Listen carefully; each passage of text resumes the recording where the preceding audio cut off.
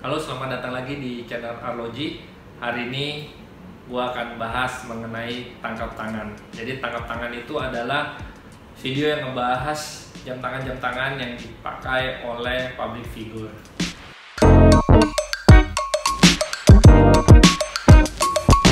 Sebelumnya memang gue udah pernah bikin video mengenai jam tangan public figure, yaitu Raditya Dika sama Deddy Corbuzier. Cuman dua video itu sebenarnya gue cuman ngulang jam tangan apa yang mereka pakai, karena sebetulnya mereka sudah bahas di channelnya mereka masing-masing. Nah, untuk yang pertama adalah orang yang menurut gue masih muda, sukses banget, dan dia adalah penggemar jam tangan. Siapa yang nggak kenal sama Raffi Ahmad? Betulnya pada saat gue mulai research itu nongol IG yang namanya Raffi Ahmad Fashion. Jadi ternyata di IG itu udah ada foto dia sama jam tangan. Itu mempermudah pekerjaan gue. Jadi gue cuman based on IG tersebut, gue akan cerita apa sih jam tangan itu di video kali ini. Tapi gue menggunakan itu atas izin dari Raffi Ahmad Fashion. Jadi gue nggak main motif sembarangan, gue udah izin sama mereka. Dan di video kali ini gue nggak bakal bahas harganya. Untuk harganya lu silahkan cek di IG-nya mereka. Nah, kenapa Raffi Ahmad? Karena Raffi Ahmad itu menurut gue figur yang sangat dikenal sama orang Indonesia. Ya gimana lu gak kenal, karena menurut gue hampir 15 tahun atau 15 tahun lebih mukanya itu nongol terus di TV. Sekarang zamannya YouTube, nongol terus di YouTube. Lu nggak mau lihat juga nggak bisa, karena dia akan selalu ada di televisi. Penggemarnya itu banyak sekali, tapi di sisi lain banyak sekali yang bilang dia sebenarnya nggak punya prestasi apa-apa. Maksudnya film juga biasa aja, lagu-lagu dia juga biasa aja. Tapi menurut gue lihatnya itu dari sisi yang lain. Untuk seseorang bisa bertahan di dunia entertainment selama itu butuh kerja keras yang nggak sembarangan. Jadi gue respect banget sama Raffi Ahmad karena dia kerja kerasnya luar biasa sampai bisa mencapai apa yang dia dapatkan sekarang. Jadi wajar aja kalau misalnya dia suka kasih lihat, dia kasih mobil ke orang, terus dia punya mobil apa aja, dan dia punya jam tangan apa aja, karena dia memang berhak. Dan menurut gue dia bisa sebagai contoh, kalau lu mau sesukses dia, lu harus lihat kerja kerasnya dia, jangan cuma lihat apa yang dia punya. Nah, kebetulan karena gua ngomongin jam tangan, yang akan gua korek adalah jam tangannya dia. Jadi langsung aja, dua pertama yang akan gua bahas adalah mereknya Zenith. Jadi Zenith ini adalah merek luxury watch. Dia itu punya desain-desain dial yang menurut gua modern, terus juga punya kesan muda, segar gitu. Tapi di Indonesia sendiri nggak terlalu populer. Nah, Raffi Ahmad punya dua. Yang pertama adalah tipe Pilot 20 yang dia pakai. Mungkin ini adalah jam tangan dia yang paling sederhana modelnya dan juga sederhana secara harga. Dikasih strap dari kulit. Ini adalah salah satu dari dua jam tangan yang dia punya dengan strap kulit. Kedua adalah Zenith juga, yaitu Zenith Defy El Primero 21. Jadi jam tangan ini jam tangan dengan strap kulit, tapi dialnya itu udah chronograph. Jadi chronograph ini sepertinya jam tangan yang disukai sama Raffi Ahmad. Jam ketiga, jam keempat, dan jam kelima ini adalah Audemars Piguet. Jadi gua singkat EP. Nah, ini adalah jam tangan yang merupakan salah satu dari Holy Trinity. Jadi Holy Trinity itu ada 3 jam. Yang pertama itu Audemars Piguet, yang kedua adalah Vincent Constantin, yang ketiga adalah Patek Philippe. Nah, ini adalah Holy Trinity yang dia punya, dan dia punya 3. Dan gilanya Raffi Ahmad itu punya EP yang tipenya sama, yaitu tipe offshore chronograph. Lengkapnya adalah Audemars Piguet Royal Oak Offshore Chronograph. Dan dia punya 3, yang bedain cuman warnanya doang. Tiga-tiganya juga chronograph, dan ini menurut gue cocok banget sama dia. Karena menurut gue EP itu diantara Holy Trinity, dia adalah jam tangan yang punya kesan paling muda, sporty, dan energi. Jadi ini cocok banget buat dia sampai dia beli 3 dengan tipe yang sama. Mungkin waktu dia beli itu lagi diskon, misalnya beli 2 gratis 1, makanya dia punya 3 dengan tipe yang sama. Tapi nggak mungkin ya, yang namanya Epi itu nggak ada diskon.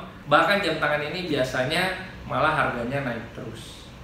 Nah, kenapa Raffi Ahmad saking senengnya dia bisa punya 3 jam tangan Epi dengan tipe yang sama, itu juga menjadi pertanyaan banget buat gua. Ya tapi dia Raffi Ahmad, bebas-bebas aja sih dia mau melakukan apa aja dengan duitnya dia.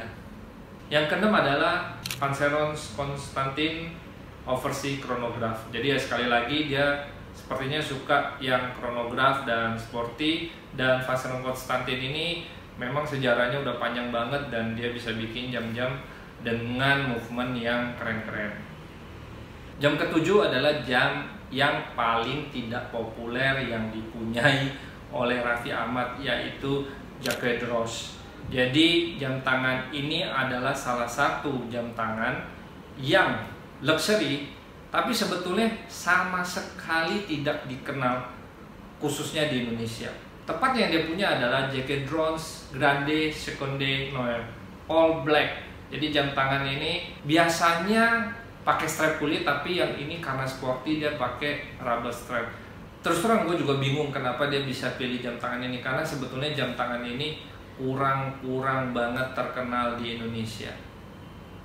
Jam tangan ke-8 dan jam tangan ke-9 adalah jam tangan fenomenal yang akhir-akhir ini tren banget, apalagi kalau bukan Richard Mille. Nah, di koleksi dia ada 2. Yang pertama adalah 3502 yang warnanya kuning sama merah. Pernah gua review sebelumnya, silahkan ditonton. Dan yang kedua adalah 5201 skeleton black, terus ada skullnya di di dialnya. Jadi untuk memperkuat kesan skeleton itu kan tulang, terus di dialnya ada tengkoraknya, dan ini harganya luar biasa mahal. Ini adalah jam tangan paling mahal yang dipunya sama Raffi Ahmad di koleksi-koleksi yang gue cerita. Harganya berapa? Cek di IG-nya Raffi Ahmad Fashion. Nah, jam tangan merek ke-10, 11, 12 adalah merek yang last but not least, Rolex. Ini adalah merek yang nggak mungkin nggak dimiliki sama kolektor. Raffi Ahmad punya 3. Yang pertama adalah Rolex President Day-Date 18348. Ini adalah jam tangan satu-satunya yang modelnya klasik yang dimiliki sama Raffi Ahmad. Warnanya juga emas jreng, tapi jam tangan ini punya legendnya sendiri karena jam tangan ini banyak dipakai oleh presiden-presiden Amerika. Bahkan braceletnya aja disebutnya President Bracelet. Yang kedua tentunya Rolex Submariner. Nah, Rolex Submariner ini adalah jam tangan paling populer di dunia, dan ini sepertinya jam tangan yang harus dimiliki oleh kolektor jam tangan. Jam tangan terakhir adalah jam tangan GMT Master Root Beer. Nah, jam tangan ini terus terang adalah jam tangan yang menjadi favorit gua di antara jam tangan lain dari Raffi Ahmad. Kenapa? Karena jam tangan ini adalah jam tangan Root Beer yang klasik, keluaran tahun 70. Apa yang ada di pikiran dia sampai dia mau beli jam tangan klasik dan kuno? Dan menurut gua pilihannya itu tepat, karena ini jam tangan menurut gua collectible banget dan punya kesan kuno yang sangat kuat. Di antara 12 jam tangan tersebut, itu adalah jam tangan favorit gua. Gimana dengan kalian? Silakan kalian share di kolom komentar apa yang menjadi jam tangan favorit kalian di antara 12 jam yang gue sebutin tadi. Dari semua koleksi-koleksinya Raffi Ahmad, kita bisa lihat bahwa dia sebenarnya nggak punya merek tertentu yang menjadi merek fanatiknya dia. Jadi range dia untuk koleksi jam tangan luas sekali, beberapa merek luxury yang nggak terkenal pun dia bisa punya.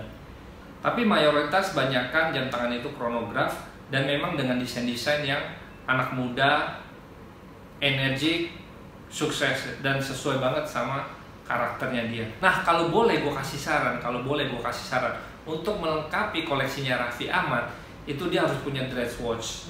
Nah, dress watchnya itu dari Patek Philippe, karena dia juga nggak punya Patek Philippe, tapi tetap pilihannya adalah chronograph, yaitu Patek Philippe 5270R 001. Nah, kalian suka nggak dengan yang seperti ini? Atau kalian punya rekomendasi jam tangan lain untuk Raffi Ahmad? Silahkan juga tulis di kolom komentar. Kalau kalian suka video ini, silahkan di like. Kalau kalian nggak suka, ya sekalian di dislike.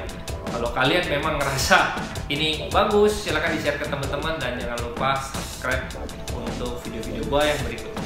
Terima kasih.